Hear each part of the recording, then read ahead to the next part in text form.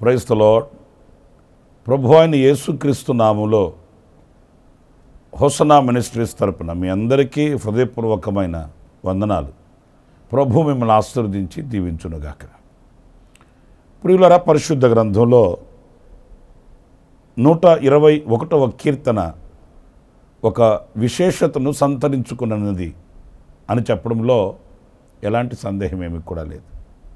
ఎందుకంటే చాలా శ్రేష్టమైన విషయాలు ఈ 121వ కీర్తనలో మనం చూస్తాము. నేను ఆ కీర్తనలోని కొన్ని మాటలు నేను మీకు పరిచయం చేస్తాను. 3వ చరణంలో ఆయన నీ పాదములు తొట్టిల్లనీయుడు, నిన్ను కాపాడువాడు కునుకడు. ఇక్కడ మన దేవునికి ఒక చక్కటి నామకరణం చేయబడింది. అదేంటంటే కాపాడువాడు. అంటే ఒక పూర్ణమైన భద్రత, రక్షణ, కాపుదల ఆయన యొద్దనే మనకు కలుగుతుంది. ఏ నరుడు కూడా సంపూర్ణంగా మనకు కాపుదల, భద్రతను ఇవ్వలేడు. మనకు ఇస్తాను అని ఎవరైనా చెప్పినా వారికే భద్రత, కాపుదల కరువైనది, కొదువైనది అనేది మనం గుర్తించాలి. ఎందుకంటే దేశాన్ని పరిపాలించే అధినేతలకు సహితం ఈరోజు కరువైనది ఏదైనా ఉంది అనంటే అది కాపుదల, భద్రత. దేవుడు ఒక వ్యక్తిని కాపాడకపోతే ఏ వ్యక్తి కూడా కాపాడబడలేడు. ఇది అందరికీ తెలిసిన సత్యం. ఎందుకంటే సర్వశక్తి కలిగిన దేవునికి సమస్తం తెలుసు. ఎక్కడ అపాయం దాగి ఉంది, ఎక్కడ కీడు దాగి ఉంది, ఇవన్నీ ఆయన అగ్నినేత్రములతో చూచుచున్న దేవుడు గనుక ఆయన యొద్ద కలిగే భద్రత సంపూర్ణమైనది అనేది మనం గ్రహించాలి. ఇక్కడ ప్రభువునకు చక్కటి నామకరణం ఏంటి అనంటే కాపాడువాడు. ఎలా కాపాడువాడు అనంటే చాలా విషయాలు ఈ కీర్తనలో మనం చదవచ్చండి. ప్రాముఖ్యంగా మనం చదివితే కునుకడు, అలాగే ఇశ్రాయేలును కాపాడువాడు నిద్రపోడంట. కునికేవాడు కాదు, నిద్రపోయేవాడు కాదు. అంత తీక్షణంగా, అంత గట్టి భద్రత ఆయన మనకు అనుగ్రహించు దేవుడండి. ఏ మనిషి అయినా కనీసం కునుకుపాటు లేకుండా ఎలా ఉంటాడండి? ఏ వ్యక్తి అయినా నిద్ర లేకుండా ఎలా కాపాడుతాడండి? అయితే మన ప్రభు అలా కాదు, మన దేవుడు అలా కాదు. ఆయన తమ బిడ్డల్ని కునుకక, నిద్రపోక ప్రతి క్షణము, ప్రతిరోజు కాదు, లేకపోతే ప్రతి గడియ కాదు, ప్రతి క్షణం ఒక్క కన్ను రెప్ప పాటులో కూడా మనల్ని ఆయన విడువక అంత తీక్షణంగా కాపాడు దేవుడు మనం ఆరాధించు మన దేవుడండి. ప్రియమైన వారలారా, ఆ దేవుని కాపుదలే మనకు లేకపోతే ఈరోజు మన సజీవులుగా మనము లేము అనేది మనం గుర్తించాలి. ఆ దేవుని కటాక్షం మన మీద లేకపోతే సజీవుల దేశంలో ఈరోజున మన స్వరం వినబడేది కాదు. సజీవులను మనం దృష్టించే వారము కాదు. మన కుటుంబంలో కుటుంబీకులను మనం చూడగలిగిన వారం కాదు. కేవలం ఆయన ఇచ్చిన భద్రత, కాపుదల. ఆయన కాపాడువాడు గనుక, ఆయన భద్రపరచు దేవుడు గనుక కునుకక, నిద్రపోక. ఇంకా ఆశ్చర్యమైన సంగతులు ఈ కీర్తనలో మనం చదివితే 5వ వాక్యంలో మనం చదువుతామండి. యెహోవాయే నిన్ను కాపాడువాడు, నీ కుడి ప్రక్కను యెహోవా నీకు నీడగా ఉండును.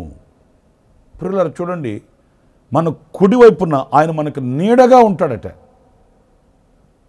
దేవుని నీడ మనకు ఉన్నప్పుడు, ఆయన చాటు మనకు ఉన్నప్పుడు, మనము ఆయన మీద ఆనుకున్నప్పుడు ఆ బ్రతుకు ఎంత సుందరంగా, ఎంత ఆశీర్వాదకరంగా ఉంటుంది. ఒక వ్యక్తి మీద ఆధారపడినప్పుడే అంత ధైర్యంతో స్థైర్యంతో బ్రతకగలిగితే, సాక్షాత్తు సర్వశక్తి కలిగిన దేవుని మీదే మనం ఆనుకున్నప్పుడు, ఆయన నీడలో మనం బ్రతుకుతున్నప్పుడు, అంటే ఆయన మూలాన మనం జీవిస్తూ ఉన్నప్పుడు ఆ బ్రతుకు ఎంత మధురంగా ఉంటుందనేది మనం ఆలోచించాలి. ఇంకా ఈ కీర్తనలో మనం ఎంతగా ఆయన మనకు నీడగా ఉండి మనల్ని కాపాడుతాడు అంటే 6వ వాక్యంలో ఉంది, పగలు ఎండ దెబ్బ అయినను నీకు తగలదు, రాత్రి వెన్నెల దెబ్బ అయినను నీకు తగలదు. ఎందుకని? ఆయన పగలు సూర్యునికి, రాత్రి చంద్రునికి అడ్డుగా నిలబడి ఆయన నీడలో మనల్ని కాపాడుతాడట. ఏ ఎండ దెబ్బ మన మీద పడనివ్వకుండా, అంటే ఎలాంటి శోధనే కానీ, కష్టమే కానీ, నష్టమే కానీ, లోకములో కలిగి కీడే కానీ ఏది కూడా మన మీదకి రాకుండా ఆయన అడ్డు నిలుస్తాడు. ఇప్పుడు మన ముందు మనకంటే ఎత్తుగా ఉన్న మనిషి, మనకంటే భారీగా ఉన్న వ్యక్తి ఉన్నాడు అనుకోండి, అతని వెనుక మనం ఉన్నప్పుడు మనకి ఏం తగులుతుంది? ఏదైనా తగలాలి అనుకుంటే, మనల్ని చేరాలి అని అనుకుంటే మన ముందున్న అతనిని దాటుకొని రావాలి. ఆ ముందున్న వ్యక్తి మన ప్రభు అనుకోండి, ఆయనను దాటుకొని, ఆయనను జయించి, ఆయనను కాదని మన యొద్దకు వచ్చి మనల్ని ముట్టుకునే ఆ బలం, ఆ శక్తి ఈ లోకంలో దేనికి లేదు. ఆయన మనకు నీడగా ఉంటాడు. ఎంతగా అంటే పగలైనా రాత్రైనా ఆయన ఏది కూడా మనకు చేరకుండా, ఏది మనల్ని వేధించకుండా, బాధించకుండా ఆయన నీడల్లో మనల్ని కాపాడుతాడు అనేది శ్రేష్టమైనటువంటి ఓ అనుభవం అండి. నా ప్రియమైన సహోదరులారా, ఈ ఒకవేళ లోకపు నీడలో అలసి సొలసి సొక్కిపోయి ఉన్నారేమో, ఒకవేళ మనుషుల నీడకు వెళ్ళి నవ్వుల పాలైపోయారేమో నాకు తెలియదు.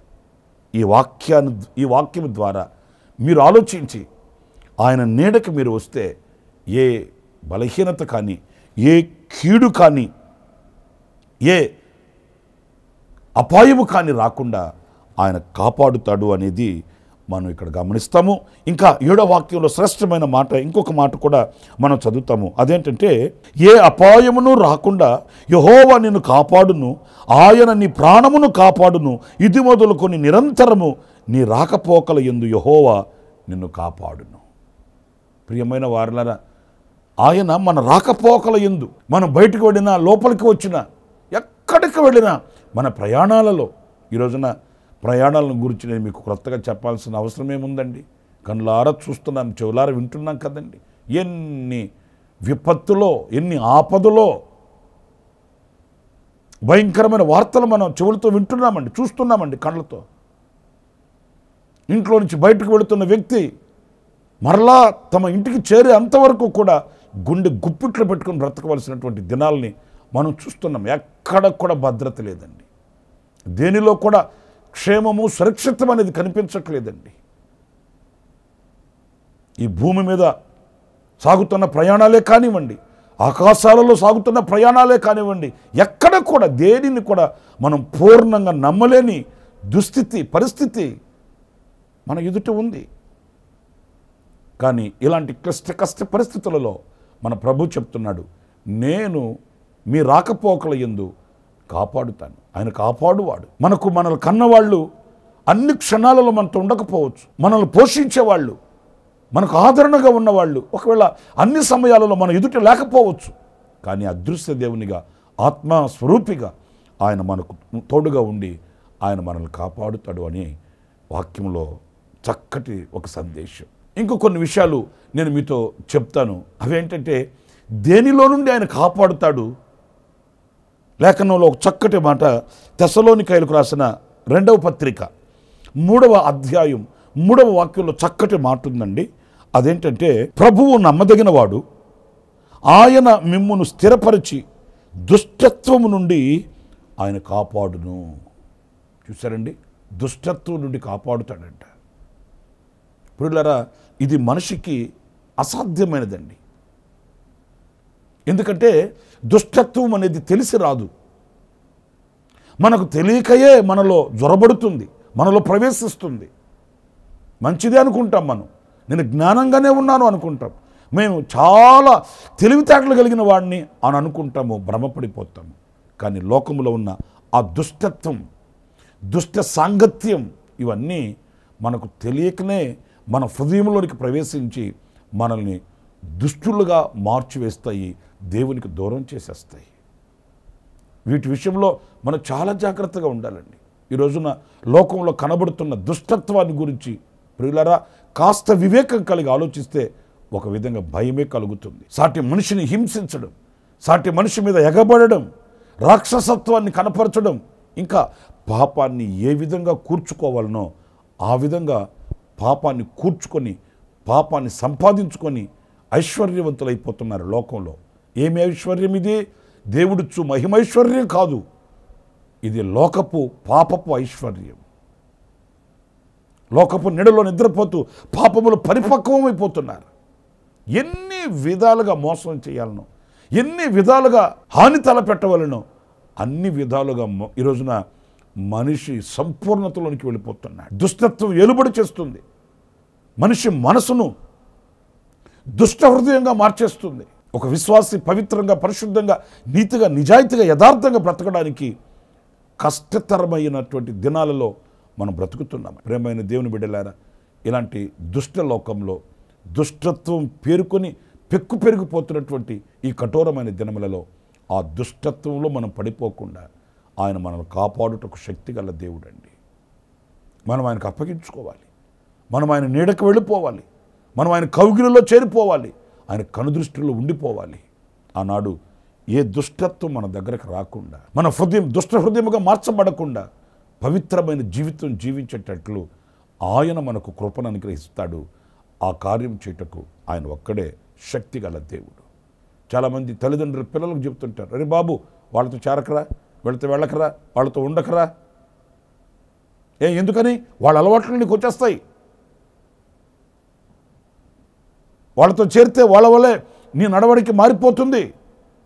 నేను అంటాను, చెప్పగలమే కానీ కాపాడగలమా? బోధించగలమే కానీ మనం పరిధి వేసి వాళ్ళని భద్రపరచగలమా? హృదయానికి ఎవరైనా కంచె వేసి కాచుకోగలరా? లేదు.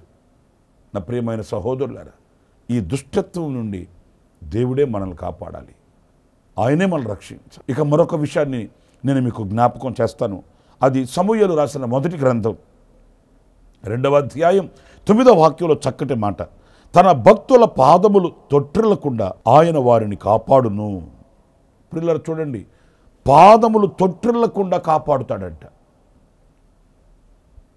దుష్టత్వం నుండి కాపాడడం మాత్రమే కాదు, మన పాదములు తొట్టిల్లిపోకుండా, అంటే వెళుతున్న మార్గంలో కుడికైనను ఎడమకైనను తొలగి ఆ సరళతల నుంచి మనం తొట్టిల్లిపోకుండా. మీరు గమనిస్తున్నారో లేదో కానీ ఈ రోజున గొప్ప విశ్వాసులోని పేరు పెట్టుకున్న వారిని సహితం సాతానుగాడు సులువుగా వంచన చేసి క్రీస్తు సరళతల నుంచి తప్పించుచున్నటువంటి దినాల్ని మనం చూస్తున్నామండి. ఆశ్చర్యం కలుగుతుంది. అరే, ఇంతకాలం నుంచి క్రైస్తవులుగా ఉండి, ఇంతకాలం భక్తి చేసి, వాక్యం చదువుతూ, దేవుని సన్నిధికి వెళుతూ వీళ్ళు కూడా ఇలాగా మారిపోయారేంటి? వీళ్ళ పాదాలు ఎందుకు తొట్టిల్లిపోయాయి? ప్రియమైన సహోదరులారా, ఆయన నీడలో ఉన్న వారికి, ఆయన చెంత ఉన్న వారిని, ఆయన కాపుదలలో, ఆయన భద్రతలో ఉన్న వారిని ఆయన పాదములు తొట్టిల్లనివ్వడు. లోకంలో భక్తి చేస్తున్నాను అని మురిసిపోతూ తనను తాను మోసగించుకుంటున్న ఏ వ్యక్తి అయినప్పటికీ ఏదో ఒకనాడు అతని పాదములు జారిపోతాయి. కానీ క్రీస్తులో, క్రీస్తు అనే బండ మీద నిలిచిన వాని పాదములు జారిపోవు, తొట్టిల్లిపోవు. అంతము వరకు ఆయన కాపాడుతాడు, అంతము వరకు ఆయన భద్రపరుస్తాడు. వాని పాదములు తొట్టిల్లకుండా ఆయన దేవదూతలకు ఆజ్ఞ ఇచ్చి ఉన్నాడు. ఇలాంటి ఒక శ్రేష్టమైన భద్రత, కాపుదల ఆయనలో ఉంది, ప్రభువులో ఉంది. పాదములు తొట్టిల్లకుండా అంటే మన మార్గాలు కానివ్వండి, మన ఆలోచనలు కానివ్వండి, మన తలంపులు కానివ్వండి, మనం తీసుకునే నిర్ణయాలు కానివ్వండి, దేవునికి దూరం కాకుండా, సరళతల నుంచి తొట్టిల్లిపోకుండా, నీతి మార్గాన్ని విడవకుండా ఆయన కాపాడుతాడు, ఆయన భద్రపరుస్తాడు. మన శక్తితో మనం నీతిగా, నిజాయితీగా, యథార్థంగా ఉండాలి. అని అనుకోవడం భ్రమండి. మన శక్తితో, మనకున్నటువంటి బలముతో. కొంతమంది చెప్తారు నీతిగా, నిజాయితీగా, యథార్థంగా, పవిత్రంగా ఉండడానికి బైబిల్నే ఆశ్రయించాల్సిన అవసరం లేదండి, యేసు ప్రభునే నమ్ముకోవాల్సిన అవసరం లేదు, నీతిగా, భక్తిగా, పరిశుద్ధంగా, యథార్థంగా ఉండడానికి మనం లోకంలో ఉండే అయినప్పటికీ కూడా, క్రీస్తుని ఆరాధించకపోయినప్పటికీ కూడా ఉండొచ్చు కదా. ఎంతకాలం ఉంటావు? ఎంతకాలం కొనసాగించగలుగుతావు? నీకు దైవశక్తి కావాలి, దేవుని యొక్క ప్రభావం కావాలి, లోకంలో ఉన్న వాటిల్ని ఎదిరించగలిగినటువంటి పరిపూర్ణమైన శక్తి క్రీస్తులో ఉంది. ఆయనను నమ్ముకుంటే, ఆయనను ఆశ్రయిస్తే, ఆయన నీడలో నిలిస్తే, ఆయన కనుదృష్టిలో ఉంటే, అప్పుడు ఆయన వాని పాదములు తొట్టిల్లకుండా ఆయన తన శక్తినిచ్చి కాపాడుతాడు. నా ప్రియమైన సహోదరులారా, మనల్ని మనం ప్రభువుకు అప్పగించుకోవాలి, ఎందుకంటే ఆయన కాపాడువాడు. చివరిగా మరొక్క మాట కూడా నేను మీకు జ్ఞాపకం చేస్తాను. అదేంటంటే సంఖ్యాకాండం 6వ అధ్యాయం 24వ వాక్యంలో వ్రాయబడిన మాట, యెహోవా నిన్ను ఆశీర్వదించి నిన్ను కాపాడునుగాక. ఇక్కడ చక్కటి శ్రేష్టమైన మాట ఏంటంటే, ఎలా కాపాడుతాడంటే ఆశీర్వదించి కాపాడు. ఆయన నిన్ను కాపాడుతాడు అని ఏది నీకు అనుగ్రహించకుండా బికారిగా చేసి ఒకరి దగ్గరికి వెళ్ళి చేయి చాపి అడుక్కునే అలా కాదండి. ఆయన కాపాడే ఆ కాపుదలల్లో ఆశీర్వాదం దాగి ఉంటుంది, దీవెన ఉంటుంది. నిన్ను ఆశీర్వదిస్తాడు, కాపాడుతాడు, కాపాడుతాడు, ఆశీర్వదిస్తాడు. ఒక ఆశీర్వాదకరమైన కాపుదల. ప్రభువుని నమ్ముకున్న వానికి, ప్రభు చెంత నిలిచిన వానికి, ఆయన నీడలో ఉన్నవానికి ఎంత శ్రేష్టమైన జీవితమో చూడండి. లోకస్తులు అటు ఇటు ఇటు అటు పరుగులు తీసి పలు విధాలుగా దీని చేత దాని చేత సంపాదన, ఆఖరికి మిగిలింది ఏంటంటే దుఃఖం తప్ప మరొకటేమీ కాదు. కానీ ప్రభువులో అలా కాదు. ఆయన కాపాడి దుష్టత్వం నుంచి కాపాడుతాడు, తొట్టిల్లిపోకుండా కాపాడుతాడు. అంత మాత్రమే కాదు, ఆశీర్వదించి కాపాడుతాడు. ఒక గొప్ప దీవెనకరమైన బ్రతుకు. ఆ కాపుదలలో అనుక్షణం మనం కృతజ్ఞతమై బ్రతకగలుగుతామండి. ఆయన ఇచ్చే ఆ భద్రతలో అనుక్షణం ఒక సమృద్ధిని కలిగిన వారమై ప్రభువుకు పత్రికలుగా మనం బ్రతకగలుగుతామండి. నా ప్రియమైన వారలారా, అలాంటి గొప్ప దేవునిని మనం ఆరాధిస్తున్నాము. అలాంటి గొప్ప దేవునిని మనం కలిగి ఉన్నందుకు నిజంగా మనం ధన్యులమని చెప్పుకోవాలి, భాగ్యవంతులమని చెప్పుకోవాలి. అందుకే ఈ 121వ కీర్తన ఎంత శ్రేష్టమైనది అని అంటే, ఆయన కాపాడువాడు. ఎలా కాపాడుతాడు, దేనిని కాపాడుతాడు, చక్కటి వివరాలతో కూడిన కీర్తన ఈ కీర్తన. ఆ రీతిగా దేవుడు మనలందరినీ కంచెవేసి కాపాడునుగాక. మన కుటుంబాలను, మన పిల్లల్ని, అలాగే మన సమాజాన్ని, మన సంఘాలను ఆయన కంచెవేసి కాపాడి భద్రపరచునుగాక. ఆమేన్. తలలు వంచండి, చిన్న ప్రార్థన చేసుకుందాం. కృపా సత్య సంపూర్ణుడా, జీవాధిపతి అయిన ప్రభువా, మీకు వందనాలు. మీరు కాపాడు దేవుడవు. అయినా కొన్ని లేఖన భాగాలలో నుంచి ఎలా కాపాడుతారు, దేని నుంచి కాపాడుతారనే విషయాల్ని మేము తలంచుకుంటూ వచ్చాము. అవును ప్రభువా, మీరు కాపాడకపోతే మేము కాపాడబడలేము. పగలు ఎండ దెబ్బ అయినను, రాత్రి వెన్నెల దెబ్బ అయినను తగలకుండా, కునుకక నిద్రపోకుండా మీరు కాపాడు దేవుడవు. దుష్టత్వం నుంచి కాపాడు దేవుడవు. అడుగులు తడబడకుండా, జారిపోకుండా, తొట్టిల్లకుండా మీరు కాపాడు దేవుడవు. ఆశీర్వదించి కాపాడు దేవుడవు. అందుకు మీకు వందనాలు చెల్లిస్తున్నాను. అయినా మీ యొక్క నీడలో మమ్మల్ని ఉంచుకున్నారు, మీ దృష్టిలో మమ్మల్ని నిలుపుకున్నారు. ఏమిచ్చి నీ రుణం తీర్చుకోగలం నాయన. మా తుది శ్వాస వరకు మీ కౌగిలిలో భద్రపరచబడిన వారమై మీ రాజ్యమునకు చేరుటకు సహాయం చేయమని మమ్మల్ని ఒక్కొక్కరిని మీ చేతులకి, మీ కాపుదలకు, మీ భద్రతకు మమ్మల్ని అప్పగించుకుంటూ యేసు ప్రశస్త నామములో ప్రార్థన చేసి వేడుకొనుచున్నాను తండ్రి. ఆమేన్, ఆమేన్. ప్రభు మిమ్మల్ని ఆశీర్వదించి దీవించుడుగాక. ఈ దినమంతా విశేషమైన కృప నా దేవుడు మీకు సమృద్ధిగా అనుగ్రహించుడుగాక. ఆమేన్. ప్రతి దినము ఈ అనుదిన కృప అను సందేశాల కొరకు, ఇంకా మరిన్ని ఆత్మ సంబంధమైన సందేశాల కొరకు ఈ మా యూట్యూబ్ ఛానల్ ని సబ్స్క్రైబ్ చేసుకోండి. Pastor Ramesh, ministries.